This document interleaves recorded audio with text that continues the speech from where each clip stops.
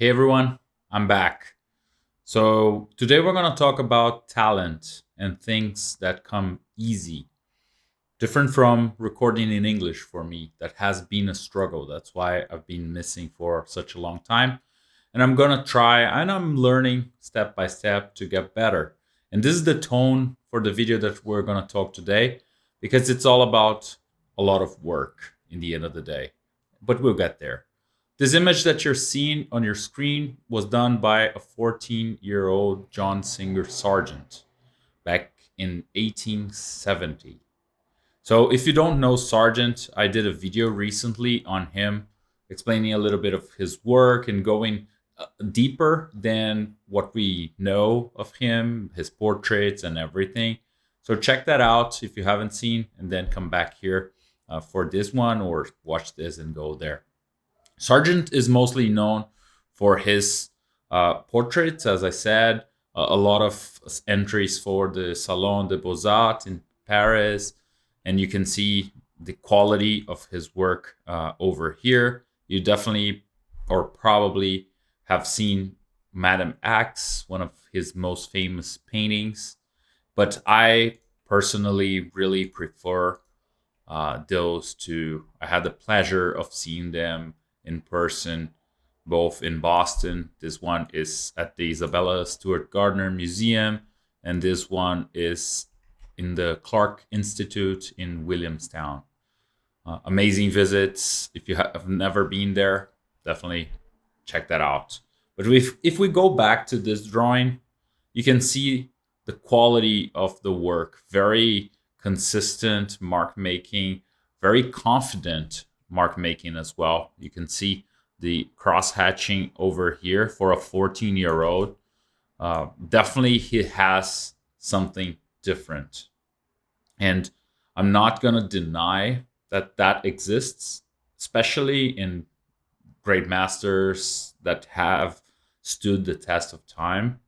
But what I want to point out is that he was at this point when he was 14 drawing for at least 7 years. I've read, and if you have other information, please bring that in the comments below. But I have read that since he was like 6 or 7 years old, him and his sister Emily were encouraged to draw every day, draw or paint something every day. So at this point, he probably was drawing every day for 7 years. So it's a lot of work. I don't know how many of you have drawn like 2,000 days. I do probably not in a row, but at least 1,500 days of drawing in this period. This makes you better. There's no doubt about it.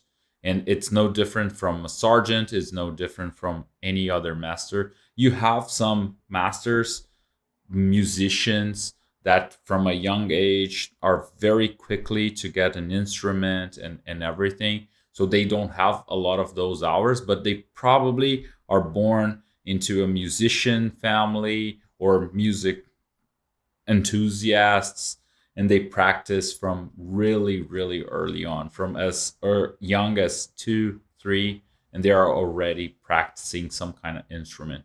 Composition is a different thing. So start like to create images or music is different. You have the Mozarts and everything from the past. I think those have something that is really outstanding from the rest of us, but that's not the main point I want to make here today. Is that any work comes from a lot of curiosity and dedication. If you look at other works from Sargent during this era, I was able to get this from the Metropolitan Museum of Art. They have a big collection on his drawings, but unfortunately, I don't know why they are not high resolution. They should be on public domain. They are from 1870, but I don't know. If you know, probably it's the photograph they were taken later, and then they can continue owning the rights after the 95 years or something. But anyways, I got these from their website, and you can see, I'm going to zoom in here, that that confidence that we were seeing is present in some of the drawings, especially when he's copying.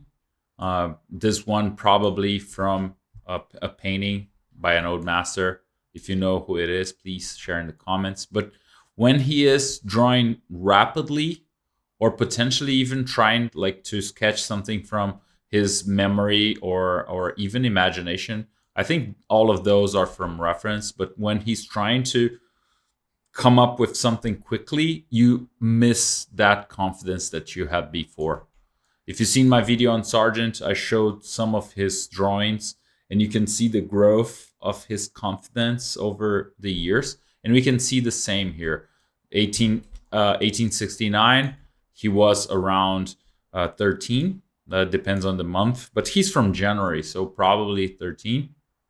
And then you start like getting into the 70s, and some of the drawings, once again, not as confident, but starting to get more interesting. When he's drawing from trees and static things that he can stay for a long time, you can see that cross hatching work and really exploring that. This is beautiful for a 14-year-old. This is crazy. So there is something there as well. I'm not going to deny it, as I said before, but a lot of practice. Once again, another one from reference. We're going to take a look at that later on. And then he was continued to grow his confidence. Here you can see struggle as well. Someone probably that wasn't willing to pose for a long time, so he had to do things very quickly.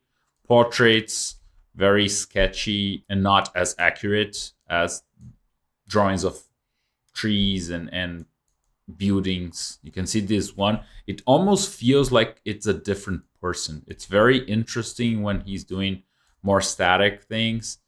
It's a different artist. He takes the time to get there. Probably it's about the time that he had as well. Drawing moving animals, like really struggling because you need a lot of that memory drawing to get better results. You can see that the proportions aren't there, but he's practicing nonetheless. He's trying to do it and get there. And then more confidence, 1873, even like quick sketches, gestures, you can see the evolution. You can see the development in here. Even this very light drawing, it's way more interesting that we saw before here. We saw some interesting things coming up, but he's gaining on it. And then 1874, when he started studying with Carolus Duran in Paris, this is the kind of drawing and accuracy that he has, the cross hatching, the pen sketching, and everything. This is really, really interesting. There are lots of other drawings. I would love to do a full video on this at some point. Let me know in the comments if that's something you want to see, like going deeper into the drawings that I got. I got like almost I think more than 100 and put it on one file that we can have a broad look from early on, the 13 and 14-year-old drawings, all the way to when he was in his 50s or 60s. Another definite competitive advantage from Sargent was that he was living in Europe all this time and traveling around. So all his sketchbooks are from the Alps and around Switzerland, Florence, where he was born, all across Italy, and really traveling all over the place with his family, especially moving during like seasons. Winter time, he would go to someplace warmer and so on. And this drawing is no different. It's a lion in Lucerne, Switzerland. You can see the place over here. Very beautiful sculpture. I would love to draw at this place. You have some benches here, and he was probably on the other side. If we go back and look at the angle, that he was probably looking from the right of the lion. But this is a very beautiful place. Also, the other drawing that we saw is from a Michelangelo sculpture, and he was sketching from these master works from really, really early on. So I think it comes down, and I'm gonna look at some quotes from him, from other instructors and artists as well here. But in my opinion, it all comes down to having an early on aptitude for drawing and interest in drawing, being encouraged to do so again from an early age, being exposed to beauty, and of course, a lot of persistence over the years. Hundreds and thousands of drawings to get to this place. You can even see some of the quotes that I shared in this video that I did. You can do sketches enough. Sketch everything and keep your curiosity fresh. Everything that has to do with all the drawings. You can see full works in the Metropolitan Museum, full sketchbooks, and there are free books there that you can download with his sketchbook from the Alps and everything, and really dive deeper into this and see a lot more from his curiosity early on. Cultivate an ever continuous power of observation. Wherever you are, be always ready to make slight notes of posture, groups, and incidents. You can see his early on sketches of these, even the failures, and trying to get that in his memory and the shapes and the angles, gesture, and so on. And he also believes that color is an inborn gift, but appreciation of value is merely a training of the eye, which everyone ought to be able to acquire. So he believes in this as well, that there is a difference, especially in the color, but a lot of practice involved. I want to quote Scott Robertson as well. Did a video on him if you want to check that out. And he mentions in this interview, I'm going to get a link and put it in the description. For learning anything new, an individual has to have several different areas of emphasis, focus. And then he lists curiosity, determination, open-mindedness, and patience. So he explains in the interview all of those, but it's basically what we've been discussing over here. So being curious about the topic that you're taking, doing a lot of it, being open-minded to new tools and the failures that will come with the process, and patience to get there over lots of years, lots of studies. I did also a video on some examples that I love to use on this. All of them were studying the same forum and sharing the work and growing together. So it's a great experiment on a group of people. There is also a great quote from Scott that I shared on the other video, that you can't underestimate a group of individuals with similar goals, like working together, and how they will impact the learning curve on sharing knowledge, sharing experience, and all.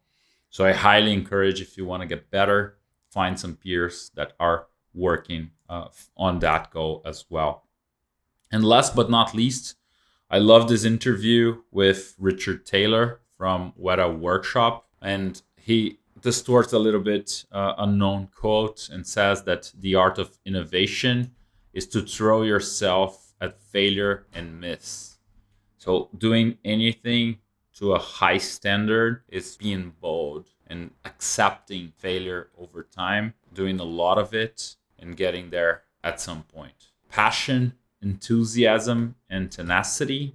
These are the three things that are more important than talent, and has everything to do with what we said before, like the passion to keep going and love what you're doing, enthusiasm for drawing, and the persistence to get there. What about you?